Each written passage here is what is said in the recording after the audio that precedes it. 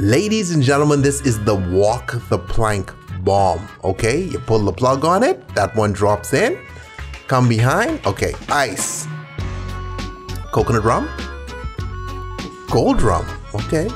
Getting our rum on, little peach nectar. It's delicious little mix you got going on there. Kind of on the sweet side, but I'll roll with it. Shake, shake, shake. We pour it into 3 shot glasses, all right? Ice in our glass, some more rum, okay? Love where you're going here. Some grenadine, okay? Shake, shake, shake, shake, shake, shake, shake. We pour that into a 4th shot glass, okay?